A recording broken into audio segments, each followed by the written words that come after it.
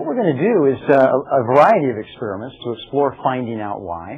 We've got two tables of students in the middle school range, and we're going to keep the teachers here at a table of their own, but basically we're all students when it comes to finding out why, because we're curious about the world around us, and the only way to find that out is to work together to answer our questions.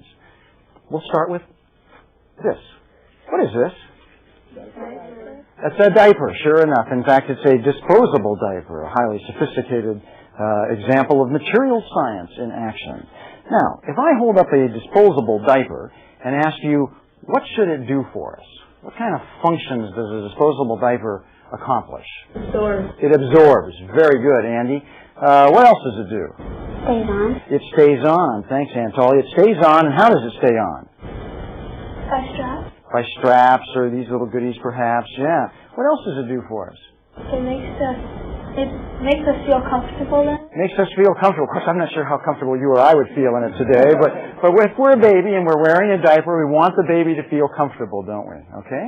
Well, those are just a few of the important functions, and we're going to spend some time listing more of those functions.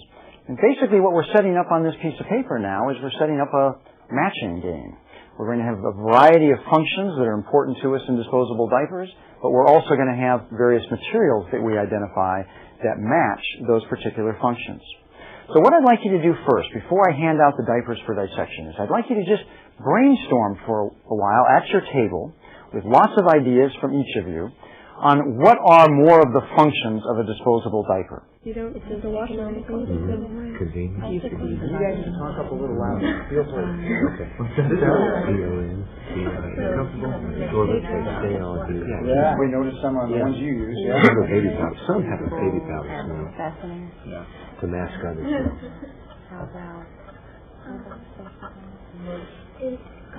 Well, feel free to continue with that list and develop more functions if you wish, but I'm going to give you each a disposable diaper now, and your task is to use the tools that you have at your table there to conduct your diaper dissection. No, let's do it again. You're just going to poke it? Yeah, that's fair. Like that foamy stuff. Yeah, you know the kind of stuff. What's that? The foam. That stuff. You know, it's like the stuff on, what do we call it? It's just more cotton. Kind of like packing material, huh? Yeah. Mm-hmm. It's just filled with cotton inside. Yeah? Well, let's get in there and find out. Huh? Now, don't eat it. Some of you are discovering now that you've opened up your diapers that there's a variety of materials in there, obviously, so you want to be careful and sort of analyze layer by layer, but you're also discovering that there's a powdery material in there. A couple points of caution.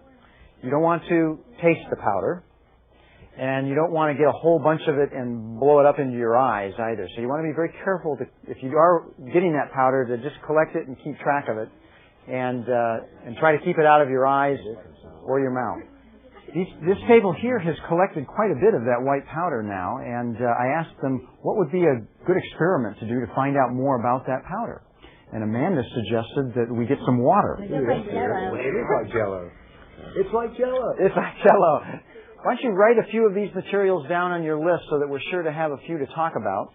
And in a moment, we'll go over these lists and discuss which materials meet which functions. We started with a list of various functions that we thought were important for a disposable diaper. And this is really why I like working with a material such as disposable diapers, to find out why. This is a material that most of us are familiar with in its larger form, the diaper itself.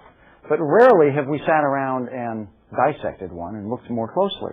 And sure enough, as soon as we do so, we find out some things that we didn't know about.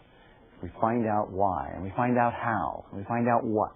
Think about from the outside going in first, okay? So if you go in from the outside, you go through that plastic layer, you quickly come up against the cottony layer that Brittany was talking about. Now we'll go to the inside and approach that cotton from the other direction. What'd you find? Were there more materials in this diaper than you were expecting? Yes. You just kind of thought it was a wad of cloth or something, right? This is a fascinating example of material science. And material science is an area that we don't often get a chance to explore much in our classroom settings, but it's really a fascinating area of science. A little bit of physics, a little bit of chemistry, a little bit of engineering, and out of it comes products like this. Let's talk about that powder. Christian, you were one of the first people to discover this powder. Where was it located? It was in like the very bottom on the bottom sheet. So before you add the water, Somebody described it as feeling like Like crystals. like crystals or sugar. I heard somebody say grits. Okay, so when you added the water to the crystals actually got bigger. And if you added a whole bunch of water, you got a big blob of this jello-like material. What was the term you used? Jello-ish. New scientific term, jello-ish. And what makes it unusual is you can't squeeze the water back out. So even if the baby were to sit down, then the water is still trapped, or the moisture is still trapped within that chemical. Did you try to squeeze it out? Christian's doing it right now. As soon as you said it, he's like, oh yeah, I'm going to try. And that's how we find out why. Quickly, let's talk about disposability. Because this is an important thing about disposable diapers. Here's the real issue with disposable diapers in landfills here in our country. We've spent millions of dollars creating really fancy sewage treatment plants, haven't we? So that we can flush our toilets and have the sewage taken somewhere and treated and improved to the point where the water is put right back into the water system and it's clean. What have we just done by sending this to the landfill? We've just avoided the entire sewage treatment process, haven't we? We've sent raw sewage to a landfill.